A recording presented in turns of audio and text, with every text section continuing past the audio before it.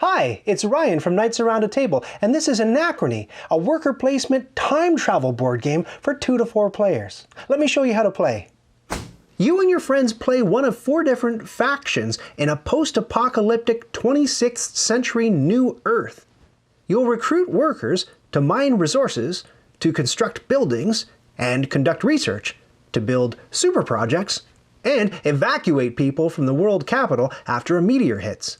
The meteor crash makes, or will have made, time travel possible, so you can even borrow stuff from yourself in the future. But in doing so, you risk causing anomalies in the space-time continuum. So you have to build power plants to travel back in time and return the stuff you borrowed to yourself in the past. At the end of the game, the world capital collapses, and whoever has amassed the most victory points wins the game and controls the future. The story.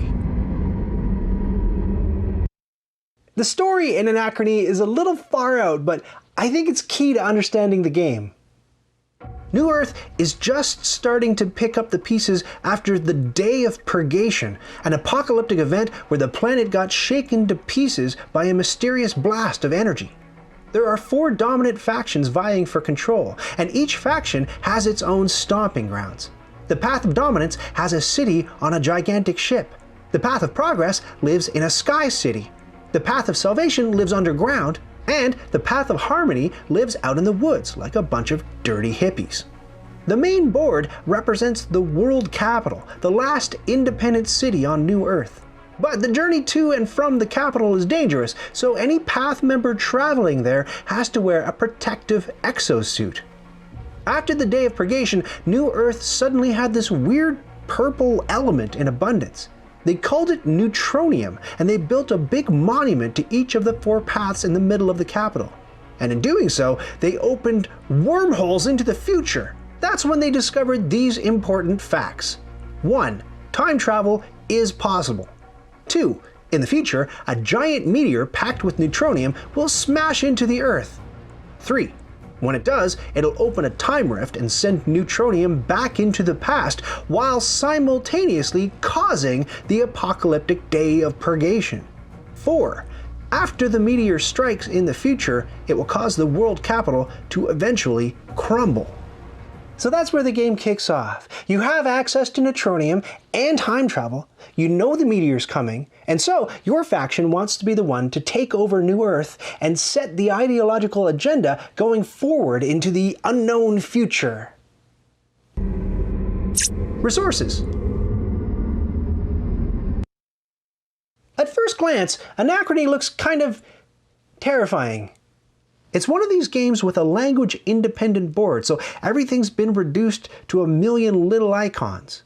Once you understand the icons and you see how things are grouped, it gets a lot less intimidating. Let me show you. At its heart, Anachrony is a worker placement game, and there are 3 types of workers you can place. Just focus on the shapes. These circular path markers are free actions. You can use as many of these on your turn as you like. So if you've got an empty round space, you can put a path marker there and do the thing. These oblong hexagonal shapes are your workers.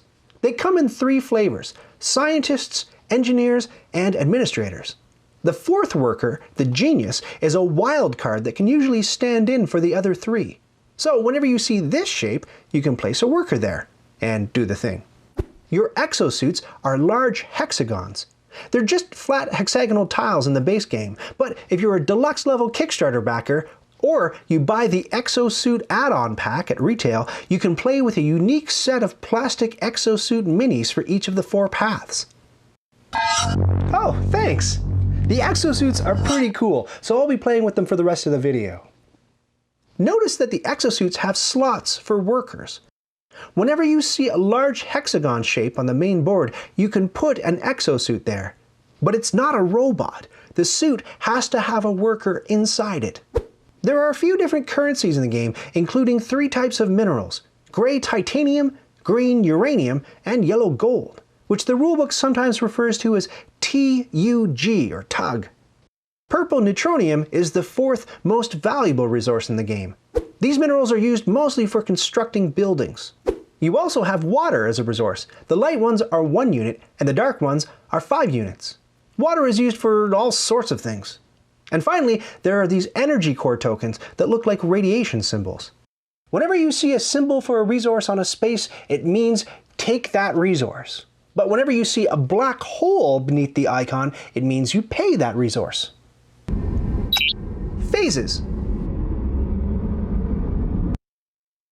There are 2 main locations in Anachrony, the world capital and your own player board, which represents your path's city.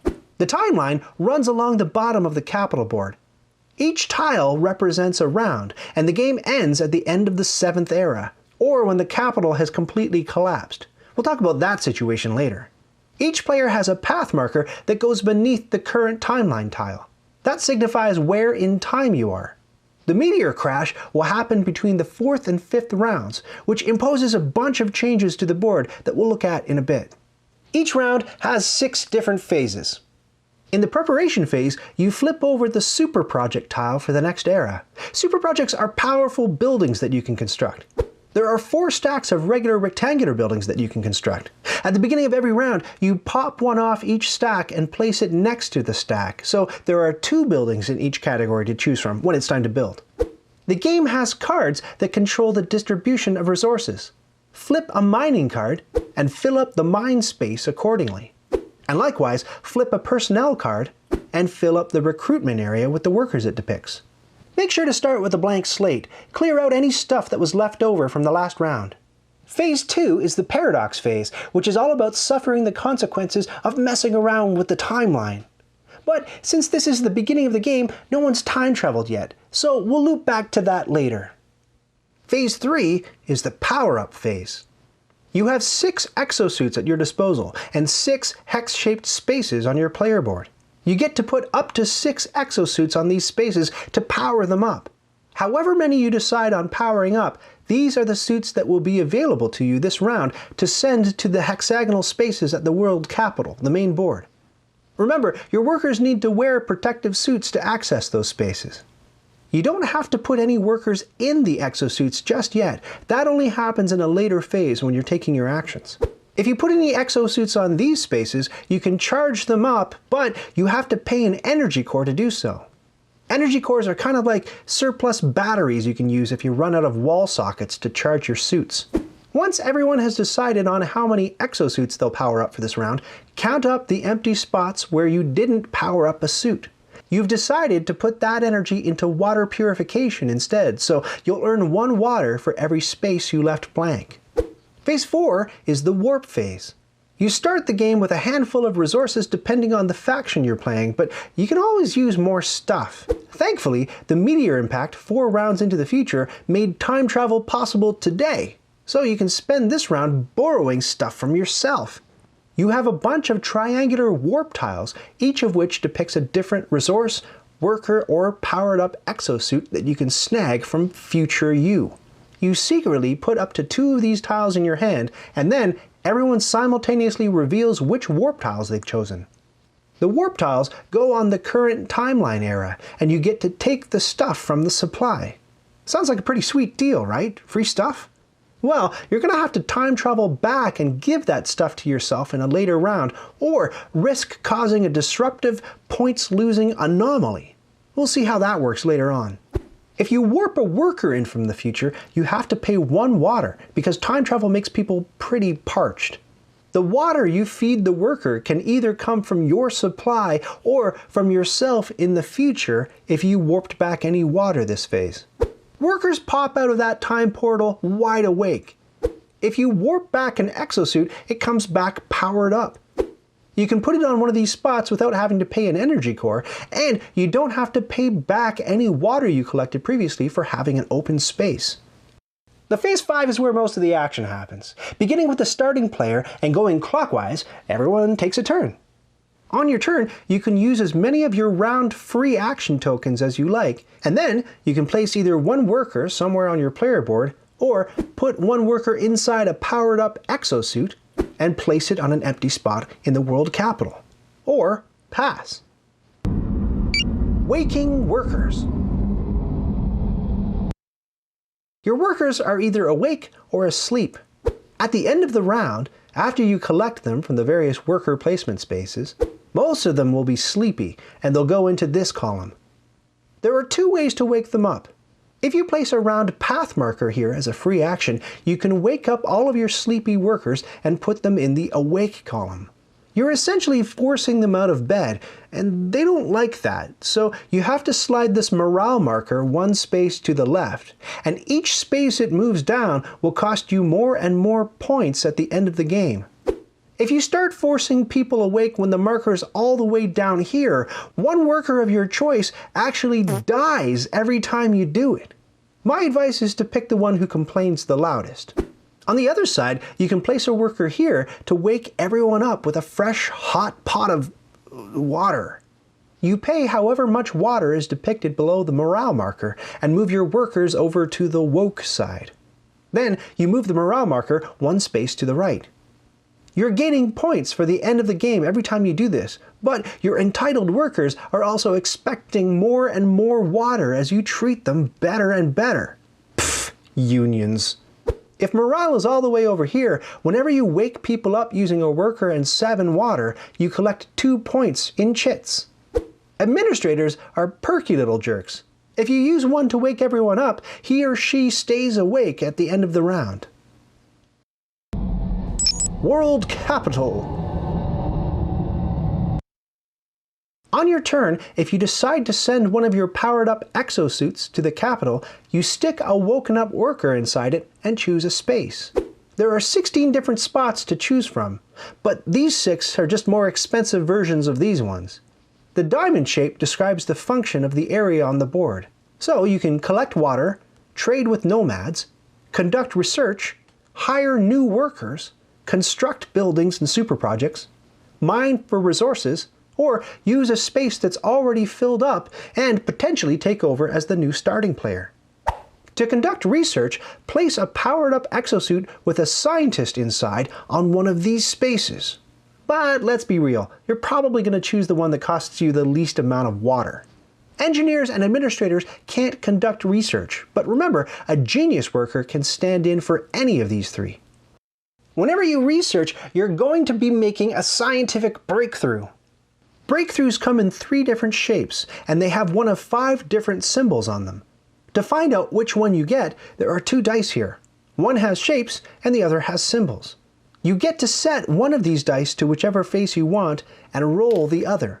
Whatever you roll is whatever you get. If the breakthrough you roll isn't available, roll the die again until it is. One of the faces is a question mark. That means you get to take whichever shape you chose with whatever symbol you want on it. But when you're setting a die to a face of your choice, you're not allowed to choose the question mark. At the end of the game, each breakthrough you collect is worth 1 point, and each set of circle, square, and triangle breakthroughs you have is worth an additional 2 points. The symbols in a set don't have to match. But more importantly, breakthroughs are required if you want to build one of the super projects above the timeline. We'll look at super projects in just a sec. If you place your exosuit here or here, you can still research, but you have to pay 1 or 2 water to do so. These lower tier spaces work the same for the other 2 columns. The recruit action lets you gain a new worker. Place a suit with a worker inside and then take one of the available workers. If you recruit a scientist, you also get 2 water. Recruit an engineer and you get an energy core. Recruit an administrator and you get a 1-point chit. If you recruit a genius, you get to choose any of the above perks. You can use any worker to recruit, but if you place a suit with an engineer inside, you're not allowed to recruit a genius. The newly recruited worker goes in the woke column of your board. Finally, the construction action lets you erect either a building or a super project. You have 4 different rows on your player board that can house the rectangular buildings. You have to build from the left to the right, and the cost of each building is printed right on the spot. You can choose either of the 2 face-up buildings to construct from any given stack. If you pull the top building, the one underneath it can now be constructed this round. If you grab this one and there's a building beneath it, well, that building becomes available. Place the building on your board in the row matching its color. Buildings do all kinds of things. Most give resources and discounts, and they may require a worker or a free action path token to activate them. Some buildings give you passive powers. If anything is listed in this column, it means you get that stuff immediately when constructing the building. The yellow buildings are called power plants, and they let you travel through time. That's coming up. Administrators can't build things because their hands are too soft. If you use an engineer to build something, you get a 1 titanium discount. You can alternatively build the super project above the era where your path marker sits. Time travel lets you reach back in time to past eras, so it is possible to build an unconstructed super project from the past. Super projects always cost a certain number of resources and/or workers, and usually either a specific scientific breakthrough or 2 breakthroughs of certain shapes. Any workers you pay can be asleep or awake, but they have to be exact matches. Geniuses can't stand in for other workers when paying for super projects. Pay all the stuff and then place the super project on your player board. Super projects take up 2 spaces. You have to place them as far to the left as possible. And if there are multiple rows that will fit a super project that are tied for leftmostness, you get to choose. The 2 spaces up top refer to these 3 columns. If you place here, you pay 2 water and you get to bump out the banner and put your own banner there, making you first player. Next, if any of these columns are full, you can take one of those unavailable actions. The worker restrictions for that column still apply, but you don't have to pay any extra water to use the space. You can't copy an action from one of these columns if there are still empty spaces there that you could have taken. If you place here, you can pay 1 water to take one of the unavailable spaces in these columns. Again, if a column has 1 or more open spaces, you're not allowed to copy an action from that column. And you still don't have to pay the extra water cost in the bottom 2 rows. Over at the mine, you place an exosuit here, here, or here to take the resource cube next to the spot you chose, and any one of the available cubes from the left column. Engineers flippin' love mining, so if you use one here, he or she stays awake at the end of the round. The 2 spaces here and here are much larger than the rest, which means more than 1 exosuit can occupy the space. Up top, you're purifying water. Place the exosuit and take 3 water. Or 4 water if you use a scientist, because they're really good at filtering water. Down here, you can trade with the nomads. You can swap 3 water for 1 energy core, or vice versa. Swap a core for a neutronium for any 2 non-neutronium cubes of any non-purple color, same color, different color, it doesn't matter. Or 2 cubes of any non-purple color for 3 water. White-collar administrators are great at trading and negotiating, so if you use one here, you can complete 2 trades in a row. Phase 2, Paradox. Before we talk about time travel, let's talk about that phase we skipped over. In Phase 2, just after the preparation phase where you set everything up to play the next round, you look at each era in the timeline. Whoever has the most warp tiles on a timeline tile has to roll this die, which can net them 0 to 2 nasty paradox tokens. Count up the number of times each player has to roll. So, the yellow Path of Progress player has the most tokens here and has to roll 2 times. The blue Path of Dominance player has to roll once. And the brownie-red Path of Salvation player is tied with the green Path of Harmony player here. A tie on any tile means all tied players have to roll once each for that tile. You roll the die however many times you're required to. Any paradox tokens you roll stack up here on your player board. If you collect 3 paradox tokens, you've created an anomaly in the space-time continuum. Stop rolling the die for this phase, no matter how many more times you're supposed to roll. Wipe out the paradox tokens and take an anomaly tile and put it in the leftmost available building spot on your player board.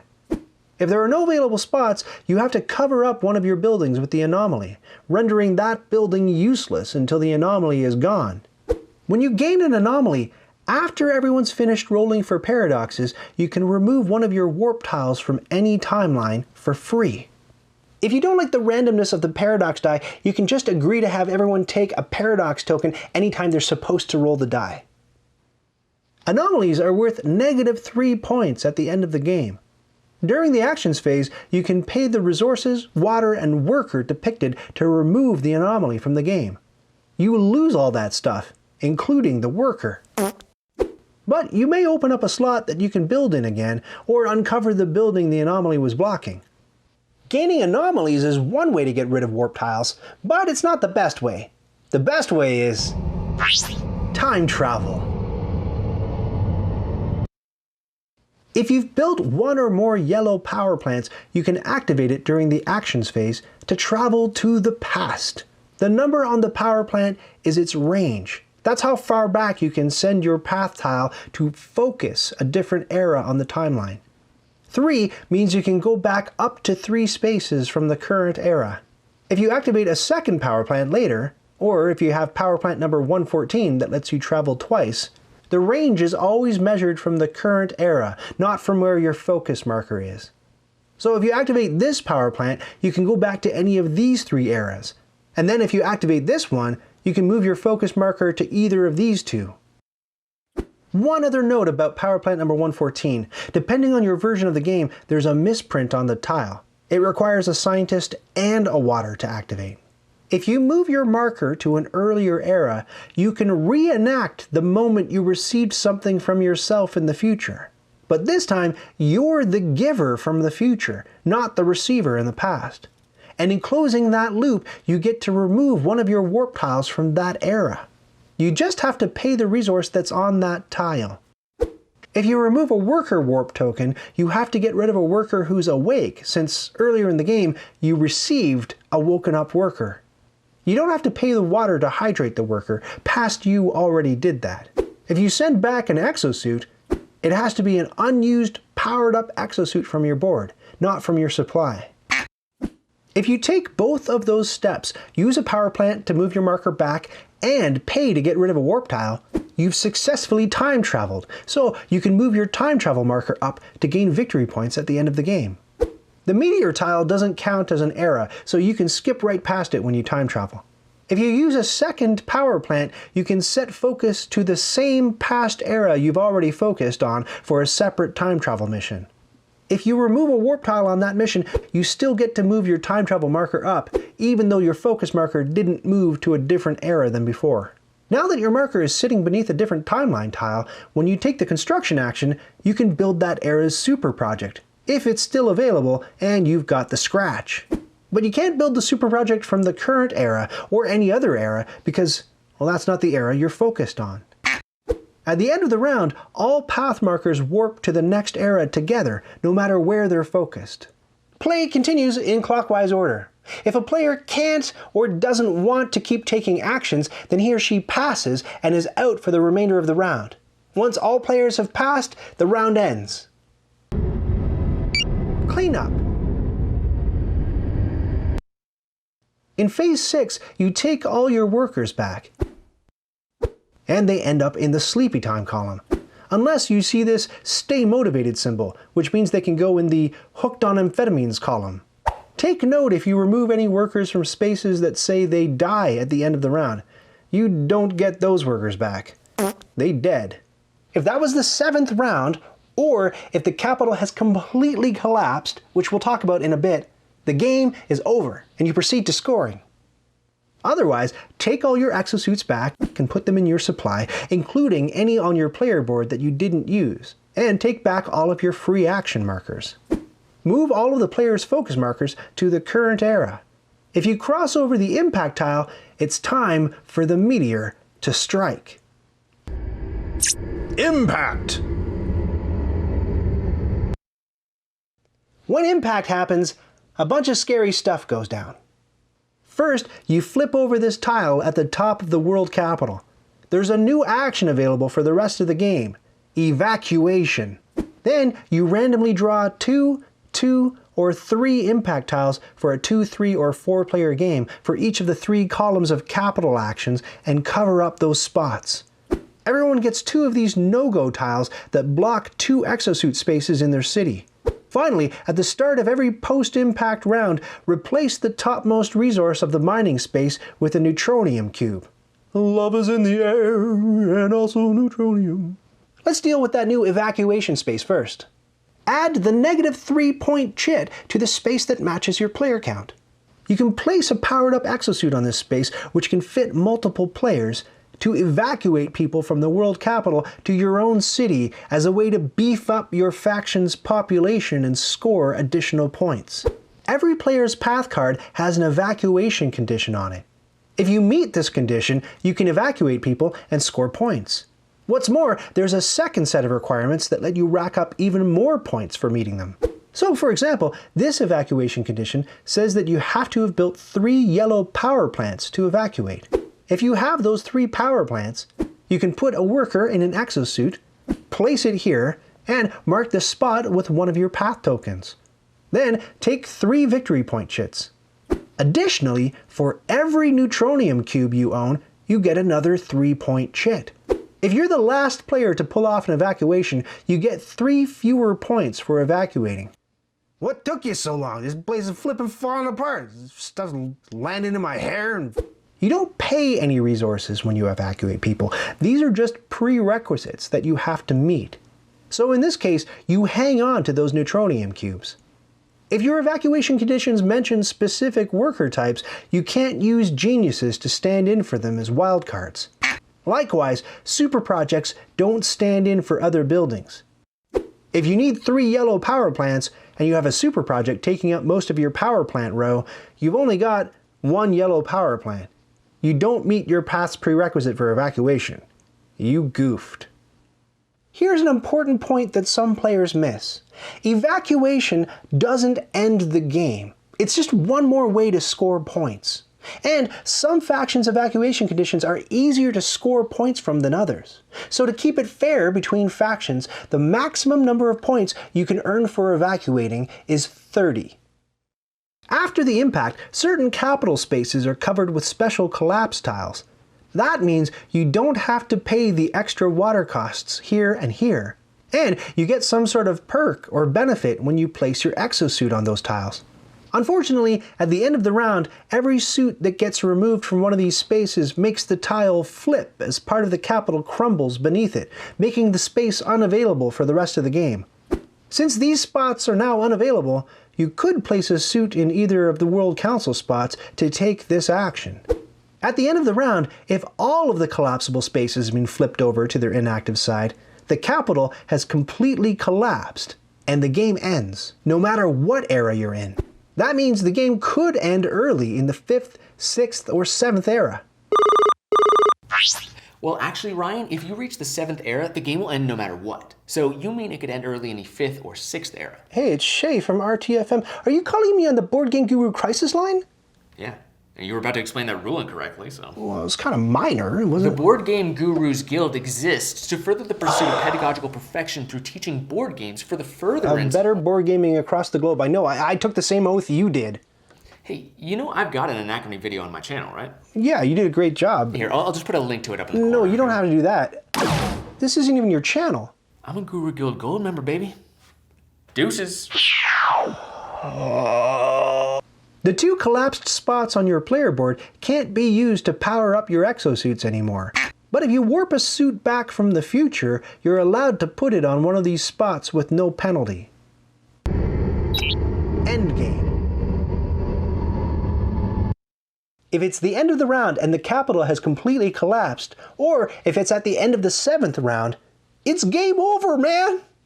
If you still have warp tiles on the timeline, you have to fix all of those potential problems by paying back the woken up workers, powered up exosuits, or resources that you borrowed in earlier rounds. You don't get to move your time travel marker up for paying off your warp tiles at the end of the game. For every warp tile you're unable to remove, you lose 2 points. Next, check out the 5 endgame condition cards that have been sitting there this entire time that I neglected to mention. Most water, most breakthroughs, highest morale, that kind of thing. For every one of these conditions where you're the top earner, you get 3 victory points. Wherever you tie, all tied players score the full 3 points. Then you count up the points you earned on your buildings, super projects, and anomalies, your time travel, and morale tracks, and whatever VP chits you collected along the way. Each individual breakthrough tile is worth 1 point, and each set of 3 differently shaped breakthroughs is worth an additional 2 points. So this set is worth 5 points, 1 for each tile, and 2 more points for the set. Whoever scored the most victory points wins the game and gets to govern New Earth going forward. Most water breaks ties, and then most resources. If players are still tied, they get to govern New Earth together. Setup. To set up the game, use the 4-player side of the main board or the 2 to 3-player side depending on player count. If you want a trickier 2-player game, cover the rightmost World Council space with a blocker tile. Research dice go here, and the evacuation tile starts on the happy side. Shuffle all 4 building stacks and place them face up next to the board. Shuffle the recruit and mine pool cards into face down stacks. Put the anomalies, paradox tokens, and the paradox die in their own little section. Water goes here, cubes go here, and workers, VPs, research tiles, and energy cores go wherever you can fit them. Build a timeline of 7 tiles with the impact tile after the 4th era, and deal out 7 random super projects. The first one goes face up. Put a focus marker for each path beneath the 1st era. For a more advanced game, you can play with these alternate timeline tiles. When it's time to reveal your warp tiles in Phase 4, instead of revealing them simultaneously, you go in player order. The warp tiles go onto the timeline tile in order, following the arrows.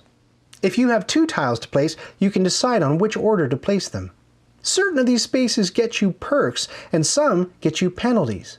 Here, you get double the benefit of your warp tile. So, 2 resources instead of 1, or 2 powered up suits, and so on. When you time travel to pay this tile off later, you only have to pay 1 thing, not 2. This space gets you a point, this one makes you take a paradox tile, this one moves your morale marker up, this one moves your morale marker down, and this one gets rid of a paradox. Deal out 5 endgame condition cards. Alternatively, you can draft the endgame condition cards. Deal 4 cards out to both players in a 2-player game. Each player picks 2 cards and you deal out a 5th from the deck and discard the others. In a 3 or 4-player game, deal each player 2 cards. Everyone chooses 1, and then you deal out the rest from the deck to bring yourself up to 5. Each player picks a path and takes their player board, their path board, and their 6 exosuits. Put the morale marker in the middle of the morale track and the time travel marker at the beginning of its track. Stack up your path markers here and take your path's banner. Grab all of the warp tokens in your color. Flip your path board to a random side. Take all of the starting resources printed on it. Then take your 2 path leader cards and choose 1 to play. Each path leader has a special ability that's explained in the rulebook. If you want to go crazy go nuts, you can have everyone flip to the B side of their player board. This makes Anachrony even more asynchronous, since the player boards are all slightly different, with unique costs and perks. You can even draft your starting resources instead of taking the ones printed on your board. Give each player 2 active scientists and 1 active engineer, 2 energy cores, and 2 water.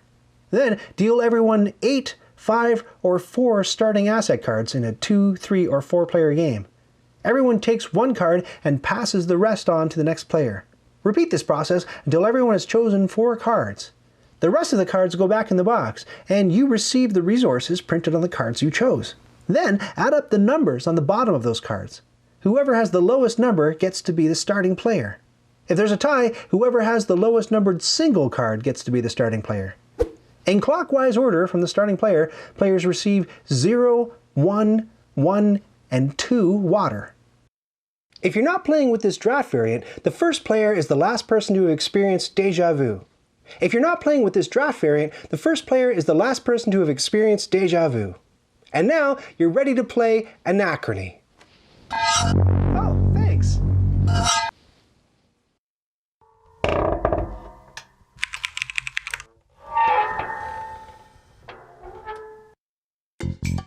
Did you just watch that whole thing? Oh, hey, to 100% this video, click the badge to subscribe, and then click the bell to get notifications when I've got new stuff.